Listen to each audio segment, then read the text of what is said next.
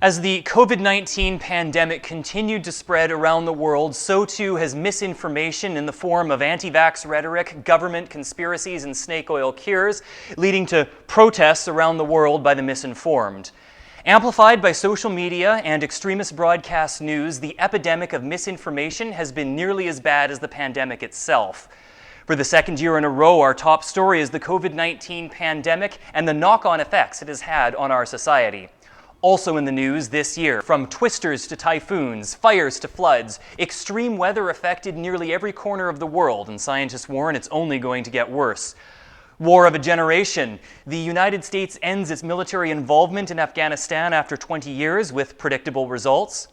Financial frenzy, from overvalued NFTs to crowdsourced investing to cryptocurrencies literally made as a joke. The financial world was turned upside down in 2021. And end of an era, Angela Merkel steps down as German Chancellor and de facto leader of Western Europe after more than 16 years in power. This is 2021 Year in Review.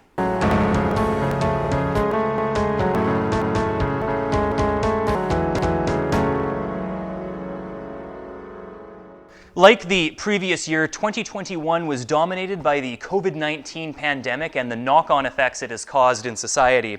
The year started with just under 100 million documented cases of the virus, but did begin on a hopeful note. Vaccines developed the previous year were finally being rolled out, and during the first half of 2021, tens of millions of vaccine doses were administered in the United States, Western Europe, the UK, and Canada. While vaccination numbers in wealthy countries quickly rose, the vaccination rate was low in middle and low-income countries, something the World Health Organization was critical of. By the middle of the year, though, vaccination rates in several countries began to plateau. This was particularly evident in the United States. The issue, not one of supply, but the result of an epidemic of misinformation amplified by social media, promoting a wave of anti-vax sentiment across the country. As COVID-19 cases began to drop in the vaccinated population, the unvaccinated began to clog up the medical system. To date, less than 70% of the United States has been fully vaccinated. And while it's easy to pick on the United States, anti-vax types popped out of the woodwork in Western Europe, the UK, and yes, even here in Canada. Fortunately, though, anti-vaxxers are a vocal minority in most of the rest of the world, and vaccination rates outside of the United States are significantly better. While vaccinations were ramping up in the first half of 2021, another V word, variants, would put a damper on things in the second half. As it is well known, viruses like to mutate, and the COVID-19 virus was no exception. Scientists have tracked hundreds of different mutations. Most, though, went unreported because they were extremely similar to the original virus. One variant, though, the Delta variant, would emerge as more deadly and more contagious and cause a whole world of problems for the planet. Within months, the Delta variant would spread far and wide, becoming the predominant strain. Delta would spur new waves of infection in Europe and the United States, but largely only in unvaccinated populations. Now, while the situation got bad in countries with high vaccination rates, countries with low vaccination rates were absolutely decimated. Across Asia and Oceania, infections soared to levels that were never seen before. And in India, the entire healthcare system collapsed, with hospitals running out of beds, oxygen, and supplies. The one bright spot, though, with Delta, the original vaccinations proved to be effective, and as vaccination numbers increased around the world, the rate of infection did begin to drop, at least until Omicron came on the scene. It was in late November that yet another variant of concern would enter the ring. First discovered in South Africa, the Omicron variant is even more transmissible and, most terrifying, resistant to the original vaccines. Inoculations that were upwards of 90% effective against the original virus were less than 50% effective against Omicron. And as the virus began to spread, case counts around the world exploded. Between November 8th and December 23rd alone, more than 30 million new cases were reported. A pandemic-weary world basically finds themselves ending 2021 in much the same way that 2020 ended, facing an ever-growing number of cases and lockdown restrictions around the world. The COVID-19 pandemic has also created a number of knock-on effects that has heavily impacted the way we live our lives. This has been particularly notable in the collapse of the world's supply chain. With so many workers off sick and so many border restrictions put in place, many goods and raw materials got stuck at ports, in transit, or at warehouses. The end result has been long lead times for suppliers, empty store shelves for consumers, and astronomically high shipping prices. Businesses, particularly small local businesses, have taken a massive hit as a result of the pandemic. In most countries, lockdown restrictions unfairly penalized small business while allowing mega corporations like Walmart and Amazon to flourish. By some estimates, as many as 34% of small businesses may have closed. COVID-19 is also reshaping our labor force. During the early stages of the pandemic, many service sector employees were unceremoniously laid off. Many of those employees have opted to retrain or re-educate and are not going back to work in the service sector, leaving many businesses scrambling to find labor. There is no doubt that the legacy of COVID-19 is going to extend far beyond that of a mere health crisis.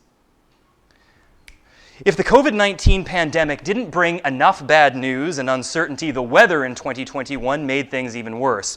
Here in British Columbia, the summer started off with a record-breaking heat wave that contributed to hundreds of deaths. Following the heat of June, this province would experience some of the worst wildfires on record, burning nearly 100,000 hectares. The entire town of Lytton, BC was also wiped off the map. And then finally, to add insult to injury, the province would be hit with more extreme weather in November when successive rainstorms dropped hundreds of millimeters of rain over a large area in a matter of hours. Entire towns were flooded, rail lines and highways collapsed, and for a number of days, Vancouver was completely cut off from the rest of Canada.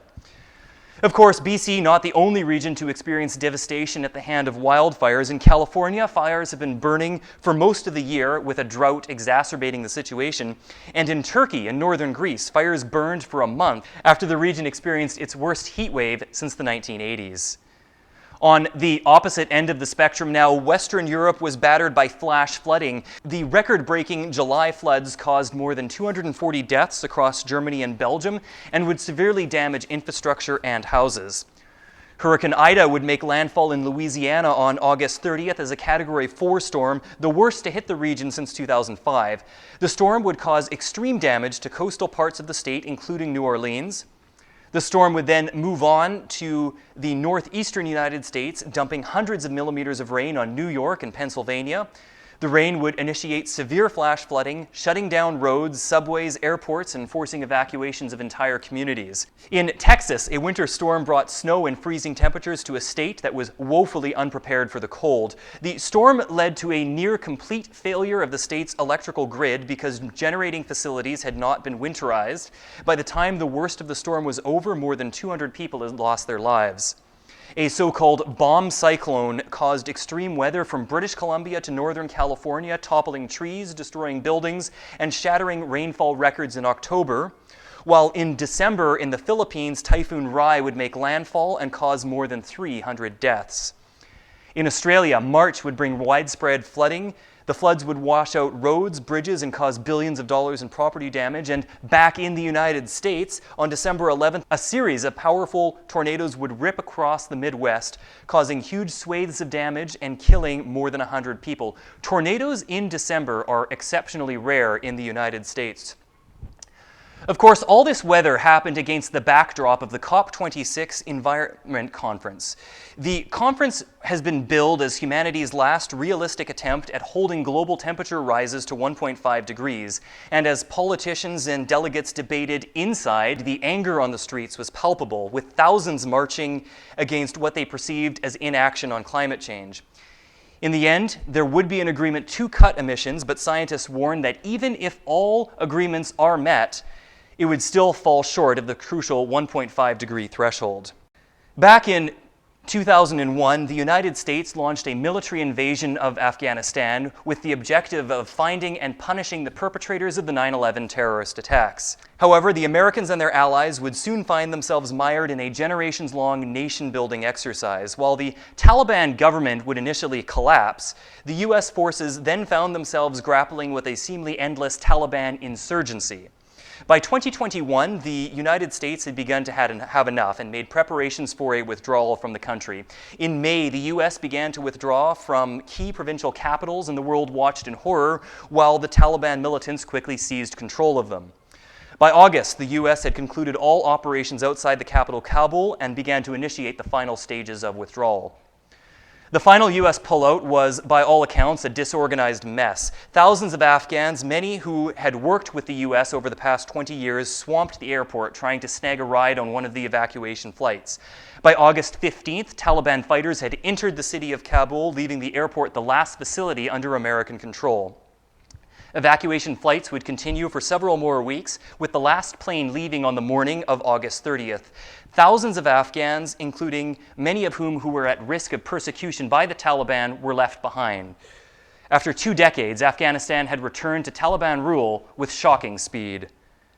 While a Taliban government is bad and a huge setback for women's rights in the country, there are worse groups vying for control of Afghanistan. One of them, ISIS-K, gained notoriety on August 26th when one of their gunmen blew himself up at the Kabul airport, murdering 70 civilians and 13 U.S. service personnel. ISIS-K is an offshoot of Daesh, and it believes that the Taliban is not strict enough and wishes to take control of Afghanistan and rule it under a very strict interpretation of Islam. One final note on the Afghanistan crisis: the rise of the Taliban has created a funding shortage for many international aid organizations as donor countries withdraw money, concerned that it was going to be used to fill Taliban coffers. The result is that Afghanistan is facing a famine of epic proportions, with more than 22 million people at risk for immediate starvation. The United States is often held up around the world as a beacon of democracy, but in 2021 that beacon faded and almost went out. Following the result of last November's presidential election, Donald Trump, the losing candidate, would refuse to accept the results. He tried instead to intimidate, lie, and cheat his way into regaining control of the presidency, and on January 6th, Trump's obsession with staying in power would turn deadly after he incited a riot at the U.S. Capitol. Trump's supporters had assembled outside the Capitol building where certification of the election results were ongoing. Trump would speak to his supporters just before 1 p.m., and not long after, they would attack the Capitol building and quickly overwhelm the underprepared Capitol Police. Soon, hundreds of rabid Trump supporters were inside the building, prompting an evacuation of Congress. The mob began ransacking offices. Police reinforcements were called in, and eventually they managed to gain the upper hand and clear the buildings. 5 deaths have been attributed to the incident. And in the weeks and months in the aftermath of the attempted insurrection, Republican senators, many of whom are still firmly under the thumb of Donald Trump, have attempted to subvert various investigations and inquiries into the attack. On January 20th, Joe Biden was formally inaugurated as President of the United States. Donald Trump refused to attend. In November of 2020, Ethiopian forces took control over portions of the Tigray region, including the capital, Mekelle. On June 8th, Tigrayan rebels would rise up against the military and take back control of the city. As the year progressed, Tigrayan forces would take more territory and march towards the capital. Ethiopia would then call upon its allies in Eritrea and other countries to help repel the rebels, and fighting between the two sides is still going on. In Israel, protests over the displacement of Palestinians in the Sheikh Jarrah neighborhood of East Jerusalem would form over the month of Ramadan. The protests would eventually spill over into the Israeli-occupied Gaza Strip, where Hamas would launch a barrage of rockets at Israel. As is often the case, Israel would respond with all of their military might and kill 256 people and level dozens of buildings. Israel would receive hefty criticism after they targeted the media, including a direct strike on the offices of Al Jazeera TV and the Associated Press. The military conflict would conclude on May 21st. Staying in Israel, and that country would hold yet another set of elections, the 4th round in just 2 years.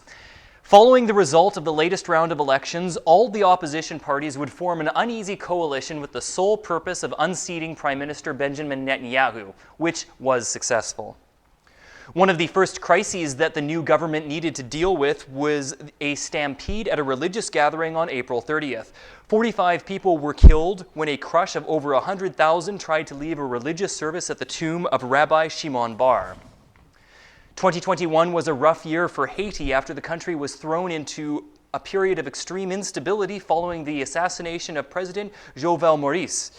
In the early hours of July 7th, 28 foreign mercenaries would attack and ultimately kill the president, throwing the country into a period of chaos.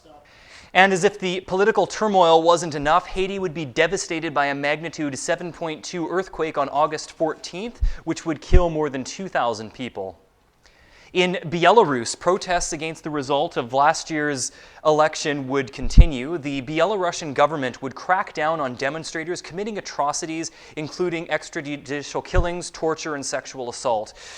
The situation would further escalate when the Belarusian military hijacked a plane flying through the country's airspace in an attempt to detain a journalist who was flying from Athens to Vilnius.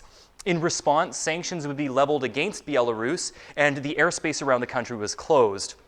Belarus would then turn to Russia for support, and Russian troops would pour into the country. In November, the situation would escalate even further after Belarus was accused of coercing migrants from the Middle East into the country and then dumping them on the Polish border with the intent of destabilizing the European Union. Fortunately, things would be ratcheted down slightly in December when Belarus shut down a large number of the migrant camps along the border. In Russia, protests against opposition leader Alexei Navalny were held at multiple points throughout the year. Navalny was poisoned in August of 2020 and evacuated to Berlin to receive medical attention. He recovered and returned to Russia, where he was promptly arrested, prompting the protests. In Tunisia, the only Middle Eastern country to emerge from the 2011 Arab Spring, a democracy, would experience extreme political instability of its own in 2021. Anti-government protests began in January in response to the government's handling of the Covid-19 pandemic, and in July, the president would suspend parliament and take over absolute control of the country, prompting yet another round of demonstrations. Protests in South Africa against the imprisonment of former President Jacob Zuma turned violent in July when rioting and looting broke out across the country. The protests led to the worst street violence in South Africa since the end of apartheid. Farmers in India took to the streets in nearly a year-long set of protests against agricultural reforms proposed by the government. India's small-scale farmers warned that the reforms would lead to mega corporations forcing independent farmers out of business. While the government would initially resist calls to repeal the laws, they would eventually relent, and the laws were repealed in November.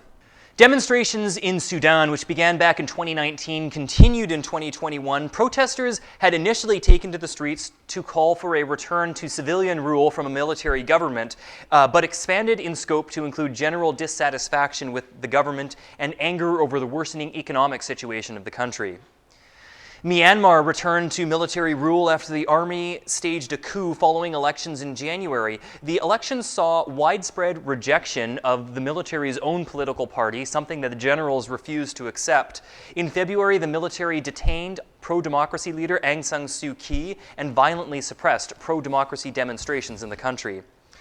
Following the UK's exit from the European Union in 2020, the situation in Northern Ireland has deteriorated.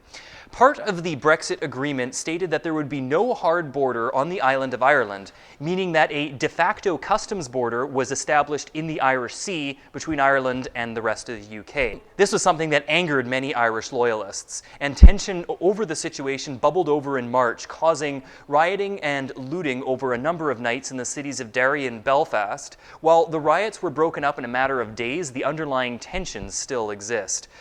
China continued to tighten the screws on Hong Kong in 2021. Using last year's demonstrations as a pretext, Beijing imposed a series of tough new restrictions, including a national security law which basically outlawed all forms of protest. China also jailed Jimmy Lai, owner of the popular Apple Daily newspaper, and would force the newspaper to shut down altogether.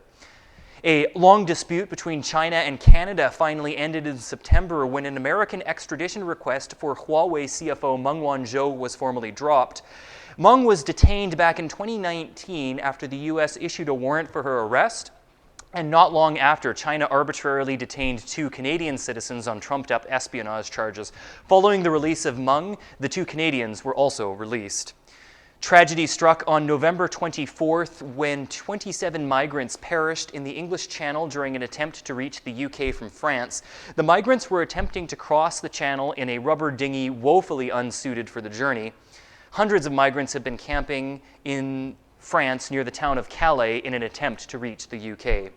Thousands of migrants from Haiti and other Central American countries landed on the Texas-Mexico border in September. U.S. Customs and Border officials were heavily criticized for dealing with the migrants harshly, including whipping them from horseback. In Nigeria, armed bandits abducted more than 200 Nigerian children from schools in the north. The abduction was just the latest in what has become a playbook of sorts for the militants in the country, where children are routinely kidnapped for ransom.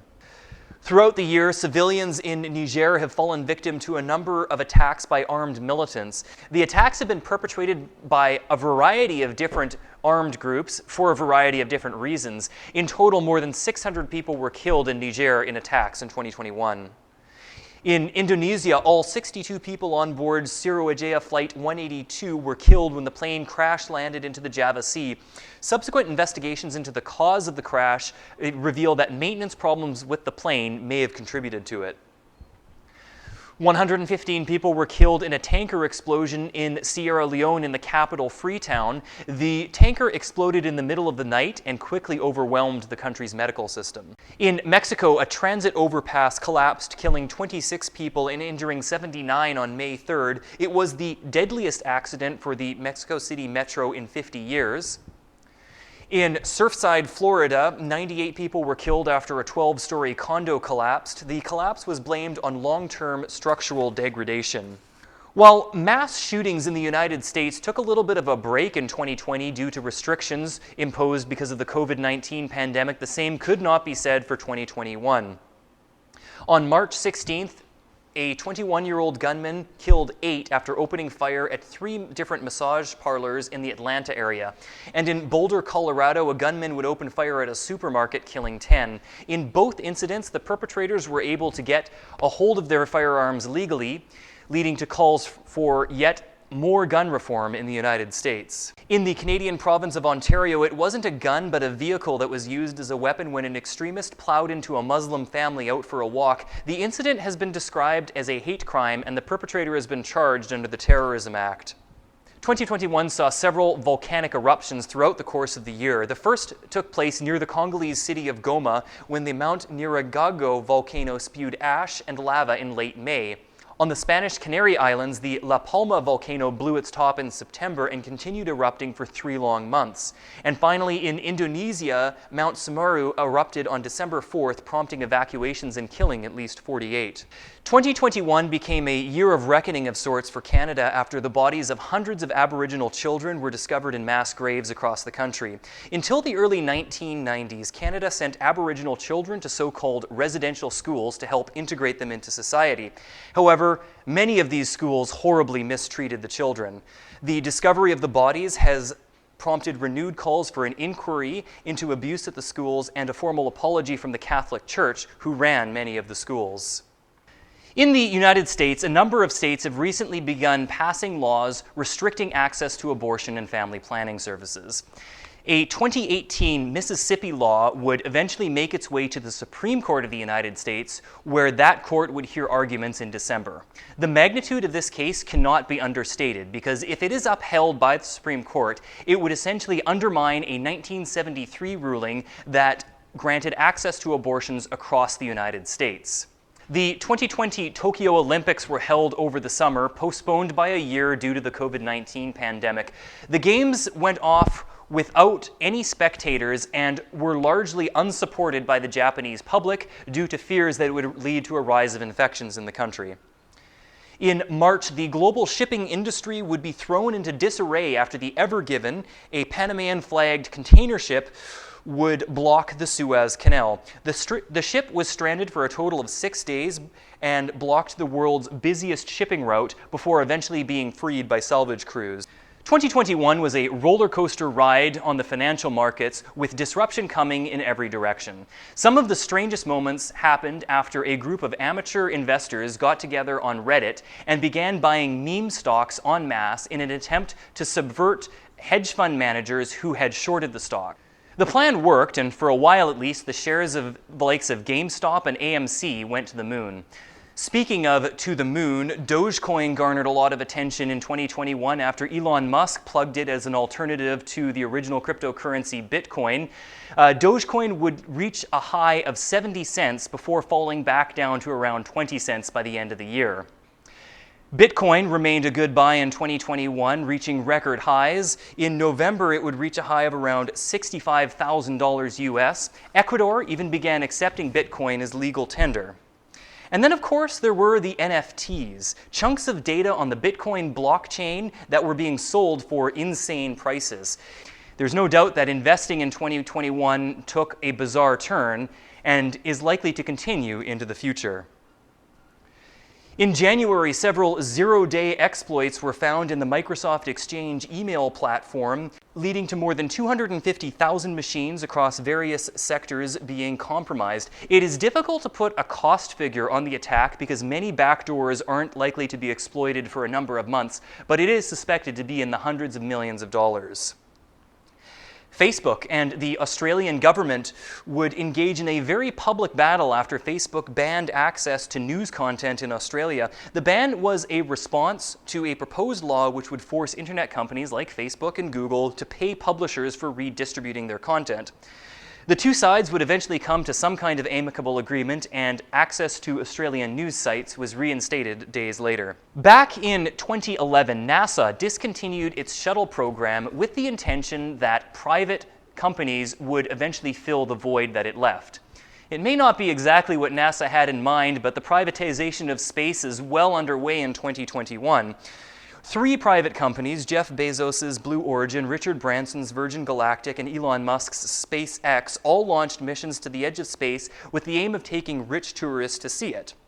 On January 23rd, broadcaster Larry King died at a Los Angeles hospital. King is best known for his talk show on CNN, which ran from 1985 through to 2010. Larry King was 87 years old. And on April 9th, the world would learn that Prince Philip, husband of Queen Elizabeth for more than 70 years, had died. Philip, who had lived a life of service to the royal family, died just a few months shy of his 100th birthday. And it was the end of an era of sorts for Germany and most of Western Europe after Angela Merkel stepped down as German Chancellor and de facto leader of the European Union after more than 16 years. Merkel was elected back in 2005 and becomes the first German Chancellor to voluntarily step down rather than being defeated in an election. And those are the stories that captured our attention in 2021. From all of us here at INET, stay safe. Thanks for watching. Happy New Year, and we'll see you again, hopefully, in 2022.